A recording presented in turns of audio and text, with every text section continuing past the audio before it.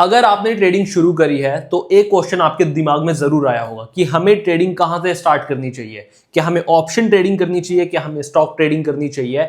Option trading की अगर मैं बात करूं तो इसमें भी दो सेगमेंट्स होते हैं, ऑप्शन बाइंग और ऑप्शन सेलिंग। तो बेसिकली तीन चीजों का कंपैरिजन है हमारे पास, ऑप्शन बाइंग, ऑप्शन सेलिंग या स्टॉक ट्रेडिंग। एक बिगिनर को ट्रेडिंग कहां से शुरू करनी चाहिए, और ये डिसीजन आपका बहुत इंपॉर्टेंट है, क्योंकि अगर आपने एक गलत सेगमेंट से ट्रेडिंग शुरू कर दी तो ये आपके बहुत सारे वैल्यूएबल ईयर्स को बर्बाद कर सकता है, और इतने साल जब बर्बाद होंगे तो ऑब्वियसली इसके साथ आपके पैसे भी बहुत सारे बर्बाद होने वाले हैं। तो मैं नहीं चाहता आप करो, एंड 50 to 60% लोग ट्रेडिंग में इसलिए प्रॉफिटेबल नहीं बन पाते क्योंकि उनकी स्टार्टिंग ही गलत होती है। उनको 2 साल के बाद जाके रियलाइज होता है कि मेरी तो फाउंडेशन ही गलत थी। तो आज इस वीडियो में मैं आपको अपना ऑनेस्ट रिव्यू देने वाला हूं। मैंने ऑप्शन बाइंग भी करी है, मैंने ऑप्शन सेलिंग भी करी है, मैंने स्टॉक ट्रेडिंग भी करी है। एक बिगिनर के लिए परफेक्टली क्या चीज बनी है जिससे वो मार्केट में कंसिस्टेंट बेसिस पे प्रॉफिट निकाल सके। आज मैं इन तीनों सेगमेंट्स को इस वीडियो में डीपली ब्रेक डाउन करने वाला हूं, जिससे आपको पूरी क्लैरिटी मिल जाए। तो वीडियो को शुरू करते हैं। सबसे पहले ऑप्शन बाइंग की बात करते हैं, जिसको मैं ओबी बोल देता हूं।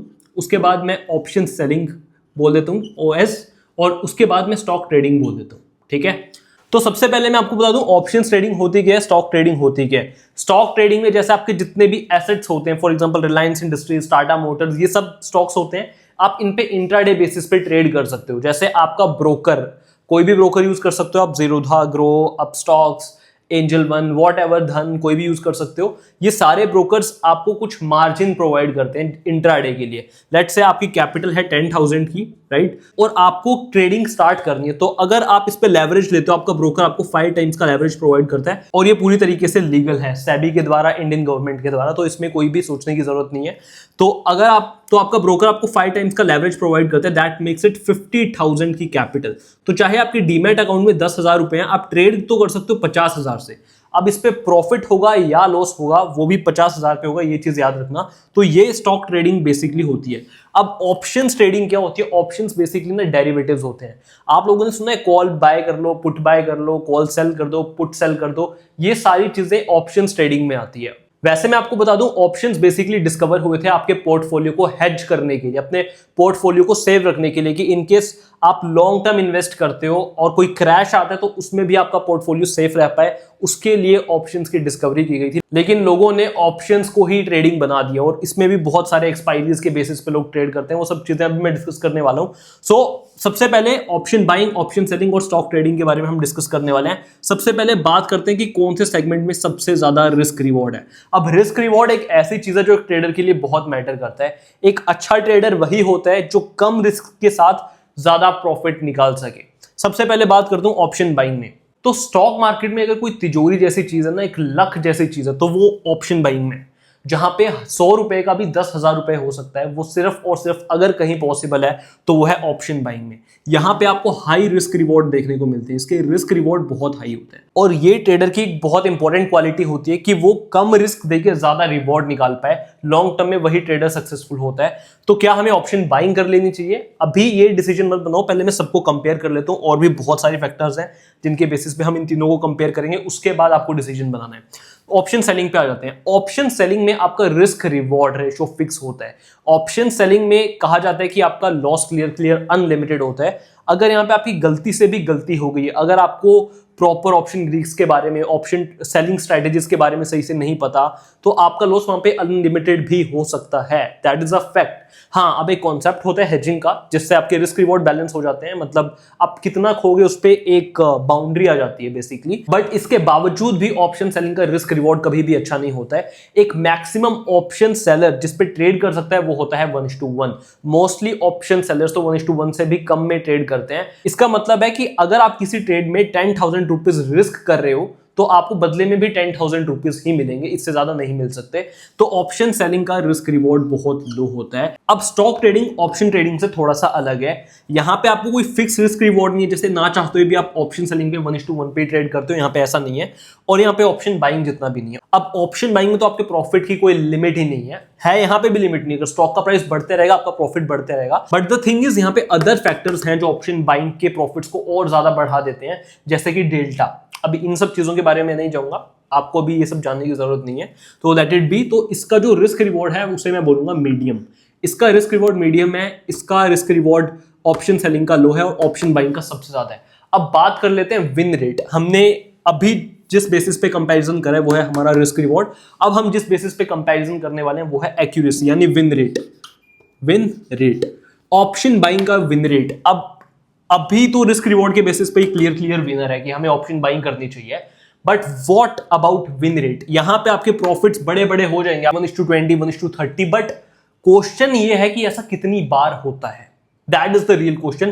तो ऑप्शन बाइंग में हाई रिस्क रिवॉर्ड तो आपको मिल जाते हैं, बट इनके होने की प्रोबेबिलिटी बहुत बहुत बहुत कम होती है, क्योंकि एक फैक्टर होता है जिसको हम बोलते हैं थीटा डीके। आपको मोमेंटम में अगर मूव मिल गया तभी प्राइस आपके फेवर में जाएगा, अदरवाइज आपका लॉस हो जाएगा, ये याद रखना। अगर प्राइस मान लो कि ऐसा नहीं है कि आपने यहाँ पे आपकी एंट्री है, यहाँ पे आपने स्टॉप लॉस लगाया है, यहाँ का आपका टारगेट है, अगर प्राइस आपके टारगेट तक एकदम से पहुंच जाता है तब आपका प्रॉफिट है। अगर प्राइस यहाँ पे थोड़ी देर सस्टेन भी कर जाता है ना, ऊपर जाके साइडवेज मूव शो कर देता है, तब भी आपका लॉस होना शुरू हो जाएगा। ये याद रखना, एक फैक्टर होता है जिसको हम बोलते हैं थीटा डीके, जो टाइम के साथ साथ आपके प्रीमियम की वैल्यू कम करता रहता है। ये ऑप्शन बायर का सबसे बड़ा दुश्मन होता है, जिसकी वजह से ऑप्शन बायर का विन रेट बहुत बहुत बहुत पुअर होता है। और ऐसा माना जाता है कि हर 3 में से एक बार सिर्फ ऑप्शन बायर जीतता है। इसका एग्जांपल मैं आपको समझा देता हूं। ये आपकी एंट्री है, ये स्टॉप लॉस है, ये टारगेट है। टारगेट पे आपका प्रॉफिट होगा, मार्केट अगर साइडवेज रहा आपका लॉस होगा, आपके ऑपोजिट गया तो आपका लॉस होगा। तो यहाँ क्लियरली पता चल रहा है कि 3 में से सिर्फ एक बार ऑप्शन बायर जीतता है। तो यहाँ पे इसका विन रेट सबसे पुअर होता है, लो विन रेट पे हम ट्रेड करते हैं। ऑप्शन सेलिंग की बात कर लेते हैं। ऑप्शन सेलिंग ना यार बेसिकली एक नॉन डायरेक्शनल ट्रेडिंग होती है।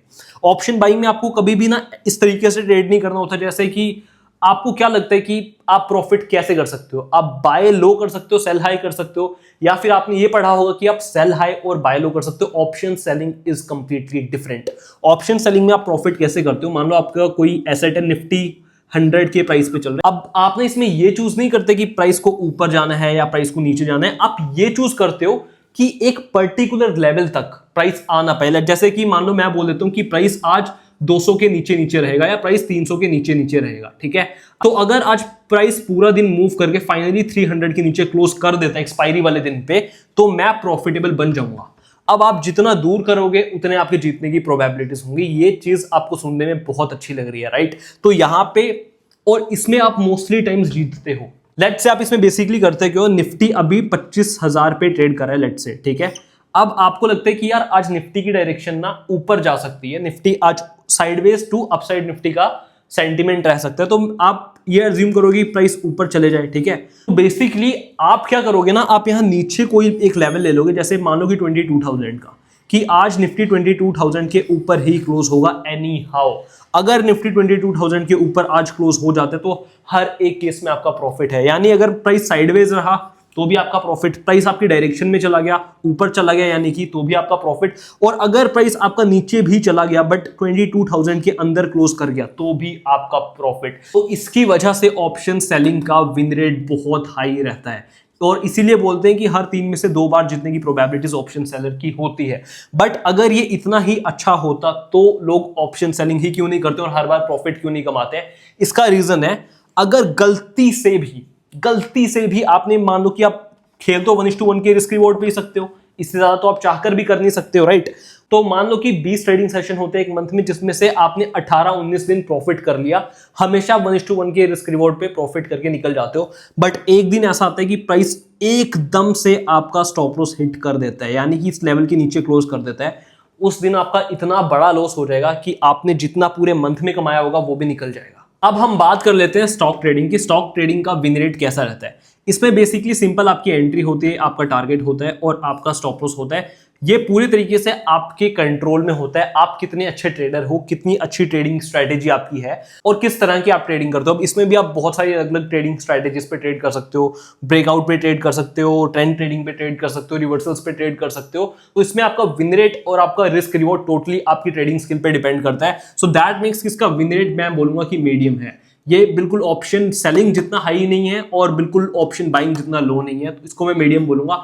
बट अगर आप स्टॉक ट्रेडिंग को ढंग से करो तो आपकी एक्यूरेसी ऑप्शन सेलिंग जितनी भी हो सकती है, अगर आप एक अच्छे ट्रेडर हो तो। अब जैसे मैं बताऊं तो मैं पिछले 8 मंथ से 70 to 80% का विन रेट मेंटेन करके ट्रेड कर रहा हूं, वो भी प्रॉपर रिस्क मैनेजमेंट के साथ। और अगर आप ये चीजें जानना चाहते हो कि मैं ये चीजें एग्जैक्टली करता कैसे हूं, कैसे स्टॉक सेलेक्ट करता हूं, कैसा मेरा थॉट प्रोसेस रहता है, एंट्री एग्जिट कौन सी स्ट्रैटेजी यूज करता हूं, तो ये सारी चीजें मैं अपने इंस्टाग्राम पे हर रोज पोस्ट करता हूँ। ब्रह्मवीर कैपिटल ही नाम है मेरे इंस्टाग्राम का, वो भी आपको डिस्क्रिप्शन में मिल जाएगा, वहां जाके जरूर चेकआउट करना। एक बिगिनर को बहुत कुछ सीखने को मिलेगा। तो हमने विन रेट और रिस्क रिवॉर्ड के बेसिस पे ऑप्शन बाइंग, ऑप्शन सेलिंग और स्टॉक ट्रेडिंग को कंपेयर कर लिया। अब हम थर्ड फैक्टर के बेस पे इसको ब्रेक डाउन करने वाले हैं, जिसका नाम होता है रिस्क मैनेजमेंट। आपने सुना ना, risk management is the key. तो इस पॉइंट को हम क्लियरली नेग्लेक्ट नहीं कर सकते हैं। ऑप्शन सेलिंग में जैसा मैंने आपको बताया कि आपका यहाँ पे क्लियर लॉस अनलिमिटेड होता है। गलती से भी गलती हो गई तो यहाँ पे आपका रिस्क मैनेजमेंट बहुत ही पुअर है। मैं इसको एल बोल देता हूँ, पुअर एल कुछ भी बोल लो, बट हमने एल और एच वर्ड यूज करें तो मैं एल लिख देता हूं। ऑप्शन बाइंग में आपका रिस्क रिवॉर्ड तो ज्यादा होता है, दैट इज ट्रू, बट आपका विन रेट बहुत कम होता है। तो अगर आप 10 ट्रेड लोगे तो there is a high possibility उसमें से आपके सिर्फ 2-3 ट्रेड ही ठीक होंगे, अगर आप प्रॉपर रिस्क रिवॉर्ड के साथ ट्रेड करें। और रिस्क रिवॉर्ड भी आपको हर बार ऐसे नहीं मिलेंगे। हाँ, अगर ऑप्शन बाइंग में आपके प्रॉफिट ज्यादा होते हैं तो आपके लॉसेस भी बड़े बड़े होते हैं। ऑप्शन बाइंग की रिस्क मैनेजमेंट भी अच्छी नहीं होती है। आप लोगों को ये अच्छे से पता है, जिस इंसान ने कभी भी कॉल या पुट बाय करी है मार्केट में, at the end of the week, at the end of the month क्या रिजल्ट्स आते हैं आप सबको पता है। और इसका रीजन यही होता है कि ऑप्शंस ट्रेडिंग की रिस्क मैनेजमेंट बहुत पुअर होती है। स्टॉक ट्रेडिंग का क्या, यहाँ पे आपका रिस्क मैनेजमेंट एकदम सिंपल है। कितना आना है, कितना जाना है, सिंपल कैलकुलेशन होती है, unlike options trading. Options trading में अगर मैं आपको ये बोल दूंगा कि निफ्टी 25,000 पे, अगर निफ्टी 26,000 पे चले जाएगा तो आपका कितना प्रॉफिट होगा, कितना लॉस होगा, चाहे आप ऑप्शन बाइंग कर रहे हो या ऑप्शन सेलिंग कर रहे हो, आप में से 80% लोग तो कैलकुलेट भी नहीं कर पाएंगे।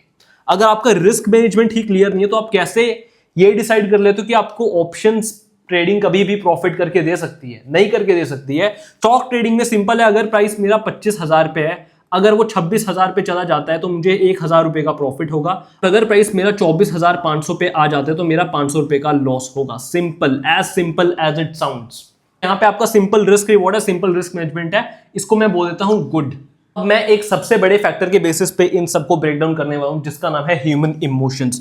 अगर आपको ट्रेडिंग में सक्सेसफुल बनना है तो आपको अपने ह्यूमन इमोशंस को और ट्रेडिंग को सेपरेट करना पड़ेगा। ये बात सब जानते हैं। तो ऑप्शन बाइंग, ऑप्शन सेलिंग और स्टॉक ट्रेडिंग में आपके ह्यूमन इमोशंस सबसे ज्यादा किसमें अटैच्ड होते हैं? जिस सेगमेंट में भी आपके ह्यूमन इमोशंस सबसे ज्यादा अटैच होंगे वो सेगमेंट उतना ही बेकार होगा। अगर मैं ऑप्शन बाइंग के बारे में बात करूं तो यहाँ पे आपका पीएनएल बहुत जल्दी जल्दी फ्लक्चुएट होता है। एकदम से आपकी स्क्रीन पे हजार का -5,000 से +10,000 में आप आ जाओगे। इतनी जल्दी फ्लक्चुएशन हो जाता है तो ह्यूमन ब्रेन इसे डाइजेस्ट नहीं कर पाता है, जिसकी वजह से यहाँ पे ह्यूमन इमोशंस बहुत ज्यादा अटैच होते हैं, जो कि एक अच्छी बात नहीं है। तो मैं इसको बोलूंगी यहाँ पे ह्यूमन इमोशंस बहुत हाईली अटैच्ड होते हैं। तो ये सेम चीज कहीं ना कहीं ऑप्शन सेलिंग के लिए भी वैलिड होती है। यहाँ पे भी आपके ह्यूमन इमोशंस बहुत ज्यादा अटैच होते हैं क्योंकि पीएनएल बहुत जल्दी जल्दी फ्लक्चुएट होता है। तो यहाँ पे भी हाई इन्वॉल्वमेंट होती है आपके ह्यूमन इमोशंस की। तो ये भी कोई बहुत अच्छी चीज नहीं है। स्टॉक ट्रेडिंग की अगर मैं बात करूं तो यहाँ पे कोई एक्सटर्नल फैक्टर होता ही नहीं है। आपका टारगेट है, आपका स्टॉप लॉस है। टारगेट और एंट्री के बीच में आपका प्राइस रहेगा तो आपका प्रॉफिट दिखेगा। एंट्री और स्टॉप लॉस के बीच में आपका प्राइस रहेगा तो आपका लॉस दिखेगा। Limited profit, limited loss. तो ऐसा कोई भी अनएक्सपेक्टेड नंबर आप अपनी स्क्रीन पे नहीं देख लोगे जिसकी वजह से आप हाथ पांव आपके कांपने लग जाए या कुछ भी हो जाए। तो यहां पे आपका ह्यूमन इमोशंस का सबसे कम इन्वॉल्वमेंट होता है। ये चीज आप याद रखना। तो ये अच्छी चीज है और ये दोनों बुरी चीज है। ऑल्दो मैंने यहाँ पे एच और एल लिखा है, but this is good thing, this is bad thing. आप मानोगे नहीं, मैंने लिटरली ऐसे ऐसे ट्रेडर्स को देखा, स्पेशली ऑप्शंस ट्रेडर को, जो लिटरली सिगरेट के साथ ट्रेड करते हैं। उनके हाथ पांव कांपने लग जाते हैं जब उनके अगेंस्ट में प्राइस चला जाता है, उनका लॉस बड़ा दिखने लग जाता है। ये पर्टिकुलर चीज आपकी स्टॉक ट्रेडिंग में कभी नहीं होती है, ऑप्शंस ट्रेडिंग में होती है। इसके बाद अगर मैं अपॉर्चुनिटीज की बात करूं, चांसेस लिख देता हूं इसको, चांसेस। सबसे ज्यादा अपॉर्चुनिटीज किस में होती है? ऑप्शन बाइंग, ऑप्शन सेलिंग या स्टॉक ट्रेडिंग में? देखो यार, ऑप्शंस में ना यूजुअली लोग सिर्फ निफ्टी, बैंक निफ्टी पे ही ट्रेड करते हैं, सेंसेक्स पे ट्रेड करते हैं, जिनकी एक्सपायरी होती है, विच इज फाइन। इसके अलावा आपके पास कुछ स्टॉक्स हैं, कुछ लिमिटेड स्टॉक्स हैं, 200 स्टॉक्स हैं जिन पे आप ट्रेड कर सकते हो, इससे ज्यादा नहीं कर सकते हो, राइट? बहुत ज्यादा वैरायटी ऑफ स्टॉक्स नहीं है आपके पास ट्रेड करने के लिए। Unlike stock trading, stock exchange में इंडिया के 7,000 से ज्यादा स्टॉक्स हैं और आप सब में ट्रेड कर सकते हो इंट्राडे में। हाँ, आपका स्टॉक सिलेक्शन का एक प्रॉपर मेथड होना चाहिए कि आप स्टॉक्स कैसे सिलेक्ट करते हो, आपकी ट्रेडिंग स्ट्रेटजी के बेसिस पे। Everything should be there, but यहाँ पे आपको अपॉर्चुनिटीज की कभी कमी नहीं मिलेगी। ऑप्शंस में मिल जाएगी लेकिन स्टॉक में नहीं मिलेगी। तो यहाँ पे बहुत हाई अपॉर्चुनिटीज होती हैं और यहाँ पे बहुत लो अपॉर्चुनिटीज होती हैं, दोनों ही ऑप्शन बाइंग में और ऑप्शन सेलिंग में। हमने ऑप्शन बाइंग, ऑप्शन सेलिंग और स्टॉक ट्रेडिंग को इन 5 बेसिस पे ब्रेक डाउन करा है। रिस्क रिवॉर्ड के बेसिस पे, विन रेट के बेसिस पे, रिस्क मैनेजमेंट के बेसिस पे, ह्यूमन इमोशन के बेसिस पे और अपॉर्चुनिटीज यानी चांसेस के बेसिस पे। रिस्क रिवॉर्ड की बात करूं तो ऑप्शन बाइंग विन करता है, ऑप्शन सेलिंग यहाँ पे हारता है और स्टॉक ट्रेडिंग मीडियम होता है यहाँ पे, ठीक है। अगर मैं विन रेट की बात करूं तो ऑप्शन बाइंग का विन रेट सबसे कम, ऑप्शन सेलिंग का win rate high, stock trading का विन रेट मीडियम, बट ये टोटली इसका रिस्क रिवॉर्ड और इसका विन रेट डिपेंड ही करता है कि आप कितने अच्छे ट्रेडर हो। मैं अभी भी बोल रहा हूं, अगर आपके पास अच्छी ट्रेडिंग स्किल है तो आप इसको मैच कर सकते हो, और अगर आपके पास अच्छी ट्रेडिंग स्किल है, इसको आप मैच तो नहीं कर सकते फॉर ऑब्वियस रीजंस, बट आपके रिस्क रिवॉर्ड काफी अच्छे हो सकते हैं। 1:3, 1:4, 1:5 के रिस्क रिवॉर्ड्स आपको मिल सकते हैं। टोटली डिपेंड्स कि आप कितने अच्छे ट्रेडर हो। रिस्क मैनेजमेंट की बात करूं, इन दोनों में पूरा रिस्क मैनेजमेंट है और ये यहाँ का क्लियर विनर है। ठीक है, अगर मैं ह्यूमन इमोशंस की बात करूं तो उसमें स्टॉक ट्रेडिंग विनर है, क्योंकि यहाँ पे सबसे कम ह्यूमन इमोशंस आपके इन्वॉल्व होते हैं, ऑप्शंस में बहुत ज्यादा होते हैं, तो ये यहाँ पे हारते हैं। अगर मैं अपॉर्चुनिटीज की बात करूं, सबसे ज्यादा अपॉर्चुनिटीज आपकी बनती है स्टॉक ट्रेडिंग में, और ऑप्शंस में आपकी अपॉर्चुनिटीज कम होती है। आप सिर्फ कुछ इंडेक्सेस में और कुछ गिने चुने स्टॉक्स पे ही ट्रेड कर सकते हो, अनलाइक स्टॉक ट्रेडिंग। तो आपको क्या लगता है कि एज अ बिगिनर आपको ऑप्शन बाइंग, ऑप्शन सेलिंग और स्टॉक ट्रेडिंग में क्या चूज करना चाहिए? मेरे ख्याल से एक बिगिनर ट्रेडर को हमेशा स्टॉक ट्रेडिंग चूज करनी चाहिए। मल्टीपल रीजंस हैं। यहाँ पे आपका ह्यूमन इमोशंस बैलेंस रहते हैं, यहाँ पे आपको मल्टीपल प्राइस एक्शन की अपॉर्चुनिटीज मिल सकती है, अपने मनपसंद ट्रेडिंग सेटअप्स पे आप ट्रेड कर सकते हो, इतनी सारी वैरायटीज आपके पास है। क्लियर रिस्क मैनेजमेंट का रूल है, कितना आना है कितना जाना है, विन रेट मेंटेन है, ट्रेडिंग एक्यूरेसी मेंटेन है, अगर आपके पास एक अच्छी ट्रेडिंग स्ट्रेटेजी है तो। और अगर आप ऑप्शंस ट्रेडिंग में डायरेक्टली घुस जाओगे तो मुझे नहीं लगता ये सस्टेनेबल है, क्योंकि जस्ट अंडरस्टैंड, एक बिगिनर स्टॉक मार्केट में सबसे बड़ी चीज जो गेन कर सकता है वो कभी भी पैसा नहीं होता है, वो होता है कॉन्फिडेंस, और कॉन्फिडेंस आता है स्मॉल विन से। हाँ, आप ऑप्शन सेलिंग कर सकते हो अगर आपका गोल है कि small wins, and stock trading भी कर सकते हो, बट फिर मैं आपको मना क्यों करूं कि आप ऑप्शन सेलिंग पे मत जाओ। देखो यार, ऑप्शन बाइंग तो ना क्लियर पैसा बर्बाद करने का तरीका है, ये आपको जिंदगी में कभी नहीं करनी चाहिए। मैं जिंदगी में ऑप्शन बाइंग कभी नहीं करूंगा, चाहे कितना भी एक्सपीरियंस आपको आ जाए। ऑप्शन सेलिंग में हाँ, अगर आपके पास ग्रीक्स की अच्छी नॉलेज है, ऑप्शन ट्रेडिंग स्ट्रेटेजीज आप ढंग से बना सकते हो, और क्या क्या टूल्स आपको चाहिए, क्या क्या इंडेक्सेस आपको देखने हैं, India VIX and all other things जो आपको देखनी होती है ट्रेडिंग करने के लिए, उसके बाद आप प्रॉफिटेबल बन सकते हो। ये अच्छा तरीका है ट्रेड करने का। बट अंडरस्टैंड, एक बिगिनर का गोल होता है is to get familiar with yourself, is to get familiar with price, जो ऑप्शन सेलिंग आपको ऑफर नहीं करता है, वो आपको सिर्फ स्टॉक ट्रेडिंग करता है।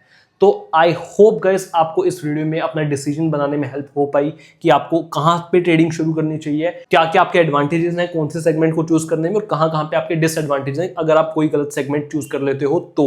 मुझे ट्रेडिंग करते हुए 4 साल हो गए और मैं अभी भी सिर्फ स्टॉक ट्रेडिंग करता हूं, ऑप्शन ट्रेडिंग नहीं करता। और अगर आप मेरी पर्सनल रिकमेंडेशन मानो, आप सबको स्टॉक ट्रेडिंग से शुरू करना चाहिए।